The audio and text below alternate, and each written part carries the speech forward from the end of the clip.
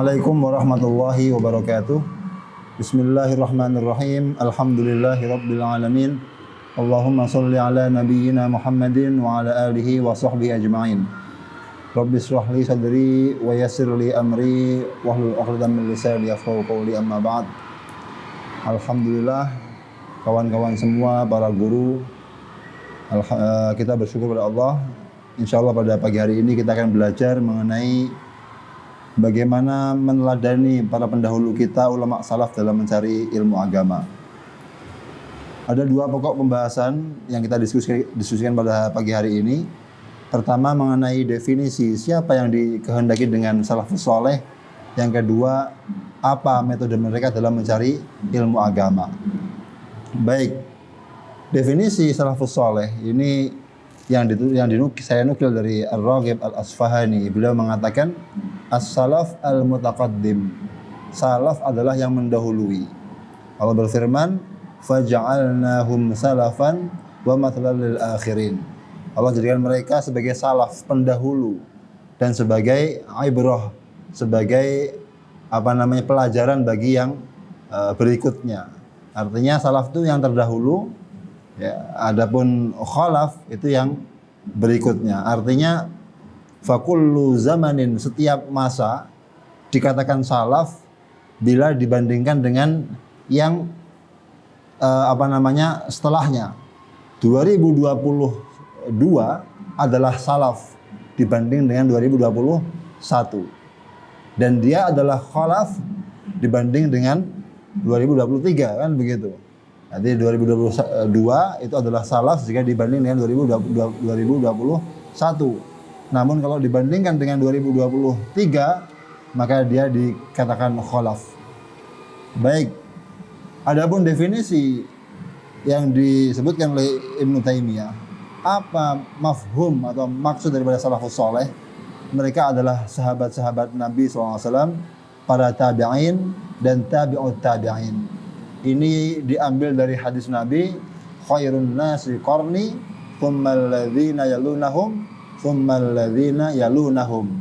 Sebaik-baik generasi adalah masa saya, generasi saya, para sahabat, kemudian tabi'in, kemudian tabi'ut tabi'in. Walau ada juga yang menafsirkan yang dikehendaki adalah satu abad pertama, abad kedua, dan abad ketiga. Ada lagi yang mengatakan salaf itu adalah yang mereka hidup di generasi sebelum abad kelima. Di sini kita diperintahkan untuk mengikuti mereka sebagai orang yang distempel oleh Rasulullah sebagai khairul qurun, ya, khairul qarn, sebaik-baik generasi. Ya. Kenapa demikian? Rasul bersabda, man tashabbaha biqaumin fahuwa minhum. Siapa yang menyerupai satu kaum, maka termasuk golongan mereka. Insyaallah dengan kita meneladani, mengikuti jejak mereka, akan digolongkan dengan golongan mereka. Baik, lalu apa yang menjadikan metode mereka ini dalam belajar ilmu ini? Pertama, ikhlasun niyah, menjauhi maksiat, tawadhu. Ini akan saya bahas satu persatu. Baik, salafus soleh mereka dalam mencari ilmu, yang pertama kali adalah ikhlas dalam niatnya. Di sini diterangkan, saya menukil dari Imam Syafi'i. Beliau termasuk salafus soleh karena tabi'ut tabi'in, ya. Apa kata beliau di sini? Wajib bagi pencari ilmu untuk bersabar terhadap setiap rintangan dalam mencari ilmu. Yang kedua, harus mengikhlaskan niatnya, memurnikan niatnya dalam mencari ilmu hanya karena Allah Subhanahu wa taala. Nah, kemudian yang ketiga, dia harus berharap pada Allah agar dibantu dalam mencari ilmu agama. Beliau juga pernah mengatakan, saya menginginkan agar ilmu saya itu disebarkan ke seluruh dunia, tapi tidak dinisbatkan kepada saya. Kata beliau, tawaduknya beliau, ikhlasnya beliau dalam mencari ilmu. Jadi beliau kurang suka dikatakan ini, kata Imam Syafi'i. Ini jadi yang beliau inginkan adalah bagaimana manusia, para pelajar ilmu bisa mengamalkan ilmu, memahami Al-Qur'an dan As-Sunnah dengan pemahaman yang benar. Itu yang beliau inginkan. Yang beliau tuju adalah untuk memberi manfaat bagi manusia tanpa ingin pamrih atau ingin disebut sebagai orang yang alim atau lain sebagainya. Baik, berikutnya ini kata Syekh Al-Hasan Ali bin Umar beliau mengatakan, dulu kami mencari ilmu talabnal ilma li ghairillah. Kita mencari ilmu untuk selain Allah. Fa aba ayyakuna illa lillah. Ilmu enggak mau masuk dalam hati kita kecuali bila kita mencari karena Allah Subhanahu wa taala. Mungkin gambarnya ada, ilmunya gambarnya ada, tapi untuk masuk dalam hati menjadi cahaya dalam kehidupan tidak akan bisa tanpa ikhlas dalam mencarinya karena Allah Subhanahu wa taala. Berikutnya adalah al-ibti'ad 'anil ma'asi, menjauhi maksiat.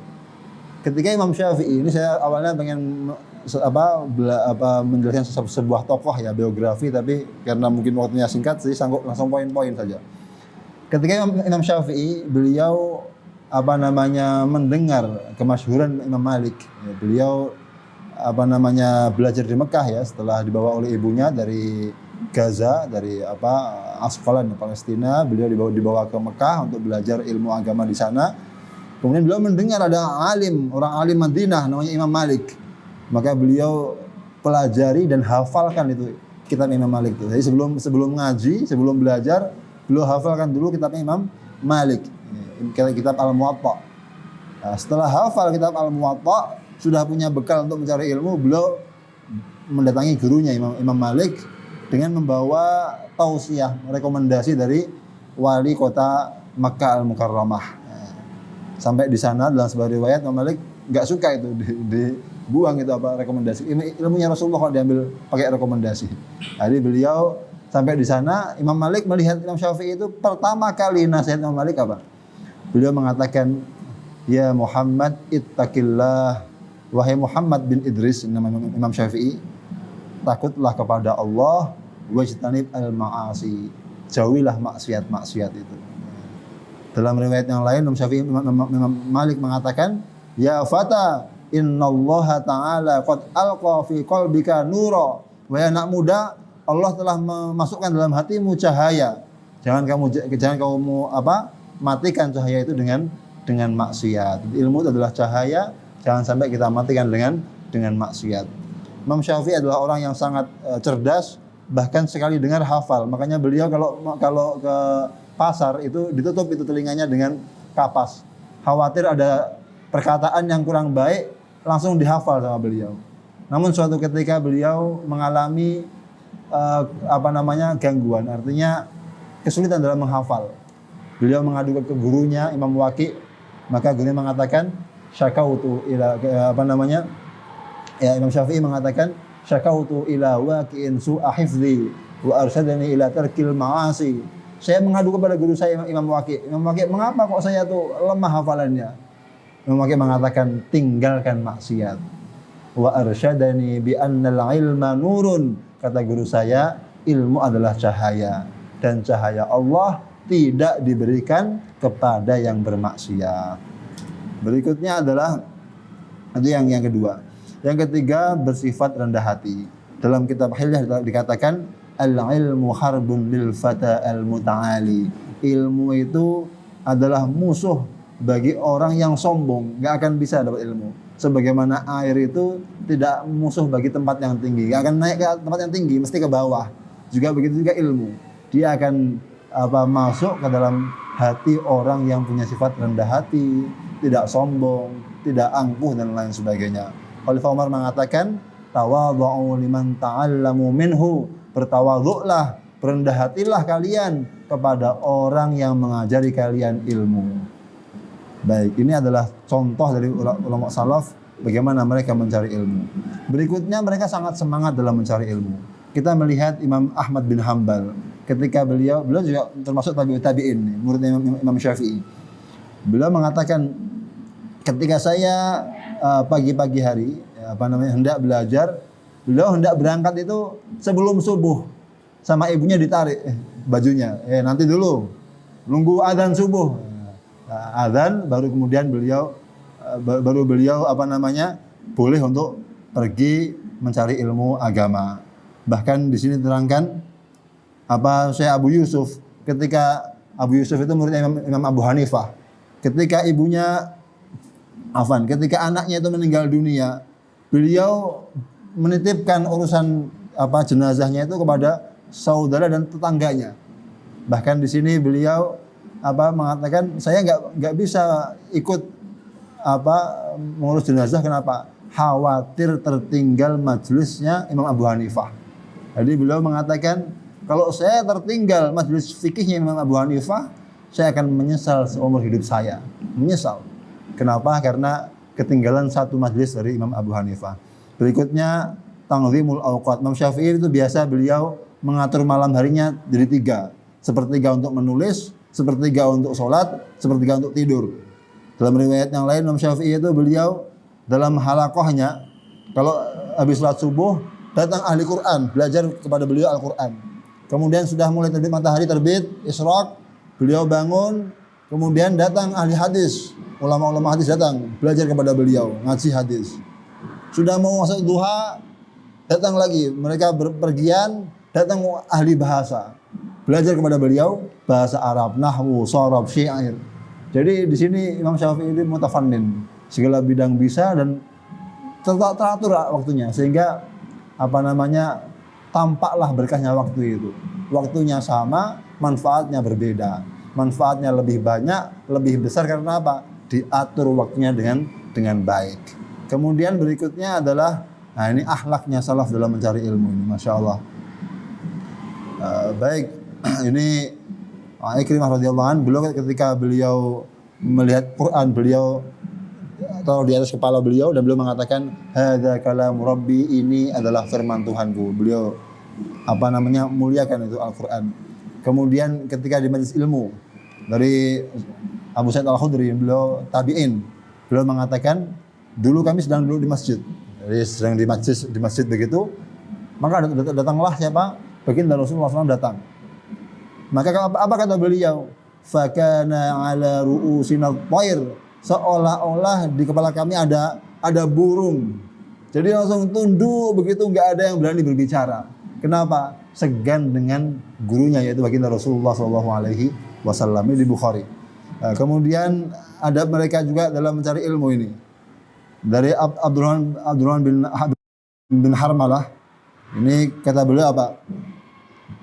Tidak ada yang berani bertanya kepada Sa'id bin Musayyib. Kalau beliau ngajar, gak ada yang berani nanya kepada beliau. Sampai kapan? Sampai dia itu meminta izin seolah-olah rakyat minta izin pada raja. Jadi, Imam, saya izin mau bertanya. Sampai seperti itu baru berani tanya. Kalau langsung tanya begitu, gak ada yang berani. Inilah adabnya salafus soleh dalam mencari ilmu agama. Riwayat yang lain dari siapa ini? Dari Rabi' bin Sulaiman. Beliau mengatakan, saya nggak berani minum air dalam keadaan Imam Syafi'i melihat saya. Kenapa? Segan kepada gurunya. Dalam riwayat yang lain Imam Syafi'i mengatakan, saya membalikkan kertas ketika di halaqah Imam Malik dalam majelisnya mencari ilmu itu. Beliau membalikkan kertas itu dengan pelan-pelan. Kenapa? Khawatir gurunya mendengar suara kertas yang beliau balikkan itu. Kenapa? Segan dengan haibatan lahu, karena apa? Segan dengan gurunya Imam Malik. Ini adalah adab para salafus soleh dalam mencari ilmu. Kemudian juga berkhidmah dengan guru. Ini penting sekali ini. Ini berkahnya ilmu di sini. Dulu Abdullah bin Abbas radhiyallahu an, ketika beliau itu berkhidmah dengan Nabi. Jadi setiap Nabi itu mau ke buang hajat, maka dia membawakan wadah air untuk beliau untuk beristinja dan untuk berwudu. Nabi puas dengan khidmah beliau sehingga beliau mendoakan, Allahumma faqihhu fid-din wa 'allimhu ta'wil. Ya Allah, fahamkanlah dia dengan agama dan dengan takwil Al-Quran, sehingga beliau sangat jadi ulama besar para sahabat. Kenapa?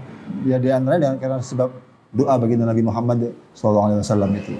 Dalam riwayat yang lain, beliau ketika di jalan itu menuntunkan tali kendaraannya siapa? Zaid bin Thabit. Ini Zaid bin Thabit adalah ulama-ulama sahabat ini. Dituntunkan begitu. Zaid gak enak, ini beliau ponakan Nabi. tanah ya ibna amir Rasulullah, jangan begitu. Kamu jangan memegang tali untas kendaraan saya wahai ponakan Rasulullah. Kata Ibnu Abbas, hakadha umirna an naf'ala bi ulama'ina wa kubara'ina. Begini kami diperintahkan oleh Nabi untuk berbuat kepada para ulama-ulama kami, berkhidmat dengan mereka. Maka kata Zaid bin Thabit gantian kepada Ibnu Abbas, hari ini ya coba saya julurkan kepada saya tanganmu. Bahwasanya belum minta dijulurkan tangannya Ibnu Abbas. Maka ketika Ibnu Abbas menunjukkan tangannya sama Zaid bin Thabit dicium tangannya, kata Zaid bin Thabit, hakadha umirna an naf'ala bi ahli baiti nabiyina. Beginilah kami diperintahkan Nabi untuk berbuat kepada keluarga Nabi, saling menghormati dengan yang lain. Jadi berkhidmat dengan guru itu luar biasa. Walaupun beliau adalah orang yang mulia, punya nasab, tapi dengan gurunya beliau berkhidmat yang luar biasa. Kemudian berikutnya ini, dulu ada siapa nih, Syekh Yahya Al-Qattan. Beliau adalah gurunya Imam Ahmad bin Hanbal, Ali Al-Madini, kemudian Yahya bin Ma'in. Ketika sedang belajar kepada Yahya bin Qattan, mereka berdiri. Enggak disuruh duduk, ya tetap berdiri. Bahkan ini mulai asar sampai maghrib itu berdiri. Nanti Yahya Al-Qattan itu beliau keluar masjid, senderan di tiang menara begitu. 3 orang muridnya datang, tanya tentang hadis, dijawab begitu sampai maghrib. Masya Allah. Ini kan sudah jarang yang begini. Jadi kita perlu. Kemudian ini Abdullah bin Abbas, ketika Rasulullah wafat ini, maka beliau bilang kepada temannya yang sama-sama kaum Ansor, yang kaum Ansor ya, Ibn Abbas kan orang Quraisy ya. Wahai fulan, ayolah kita belajar ini. Rasul sudah wafat, masih banyak sahabat-sahabat yang tua, kita belajarlah kepada mereka, ya, supaya jangan sampai ilmu mereka itu hilang begitu. Kata temannya, kamu kok aneh sekali ini, wahai Ibnu Abbas. Bukankah masih banyak sahabat-sahabat Nabi? Gak ada yang mau belajar sama kita, itu gak ada. Kita masih muda. Sahabat yang lebih tua masih banyak kok. Artinya kita buat apa kita mencari ilmu begitu? Maka sama Ibnu Abbas ditinggal temannya. Maka beliau mulai mencari satu masalah. Kan? Kalau beliau tahu sahabat ini punya hadis, didatangi rumahnya. Bahkan suatu ketika beliau datang ke rumah sahabat itu, tapi nggak berani ngetok pintu. Beliau sampai fa'atawassadu ridai. Beliau pakai selendangnya untuk berbantal di depan pintu sahabat yang mau dikunjungi itu. Nunggu dibukakan pintu, nunggu itu. Sampai beliau ketiduran, angin berhembus, membawa debu, kena ke wajah beliau. Sampai yang punya rumah itu keluar kaget. Loh, kenapa kamu di sini wahai ponakan Rasulullah? Kenapa enggak kamu utus seorang untuk mengundang saya datang ke rumah tuan, ke rumah kamu? Kata Abdullah bin Abbas, enggak. Ana ahakku an atika, saya lebih berhak untuk mendatangimu, bertanya hadis kepadamu, seperti itu.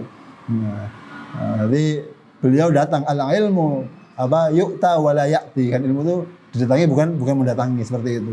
Sehingga ketika beliau sudah jadi ulama besar, jadi ulama, orang punya datang kepada beliau, belajar dengan beliau, temannya tadi menyesal. Maka beliau mengatakan, temannya bilang kepada Ibnu Abbas, kana hadzal fata aqal minni. Pemuda ini lebih berakal, lebih cerdas daripada saya. Dulu saya diajak ngaji enggak mau, sekarang saya jadi orang biasa, beliau jadi ulama besar, ulamanya sahabat, yang mana orang-orang pada belajar kepada beliau. Jadi rujukan para sahabat. Temannya ya karena enggak mau ikut ngaji ya enggak jadi seperti beliau kan begitu. Nah, yang terakhir bagi santri, bagi pelajar ilmu, ini mendoakan gurunya. Dulu salafus soleh itu ketika punya guru, mereka doakan. Bahkan Imam Ahmad bin Hanbal setiap sholat, dalam sebagian riwayat 30 tahun, habis sholat pasti mendoakan gurunya Imam Syafi'i. Kata beliau, ma sholaitu sholatan mundu kadza sanah illa wa ana ad'u li Syafi'i. Saya enggak sholat satu sholat pun sudah sejak beberapa tahun lamanya, kecuali setiap sholat saya pasti mendoakan Imam Syafi'i. Setiap sholat mendoakan gurunya. Ini penting supaya ada hubungan antara guru dan murid. Jadi selalu mendoakan gurunya. Ini Imam Ahmad bin Hanbal dan yang lain itu mereka mendoakan gurunya. Mungkin itu dari saya. Mohon maaf atas banyak kekurangannya. Sebagai penutup, Imam Syafi'i mengatakan, ini saya ambil yang terakhir aja ini. Hayatul fata fil ilmi wat tuqa, ya kan? Berarti pemuda itu dianggap hidup, dianggap ada kalau dia punya ilmu dan takwa. Kalau pemuda itu nggak punya ilmu dan nggak bertakwa lagi, sudah nggak punya ilmu, nggak bertakwa, akhlaknya buruk, maka nggak ada kehidupan dalam kehidupannya itu. Dianggap sudah mati walaupun dia hidup, artinya nggak bermanfaat kehidupannya. Hayatul fata fil ilmi wat tuqa, hidupnya pemuda dalam ilmu dan takwa. Kalau kita dikatakan mau hidup dengan dua hal ini, akhlaknya mulia dan punya ilmu. Mudah-mudahan ini bermanfaat bagi kita semua. Ada yang mohon dimaafkan. Wassalamualaikum warahmatullahi wabarakatuh.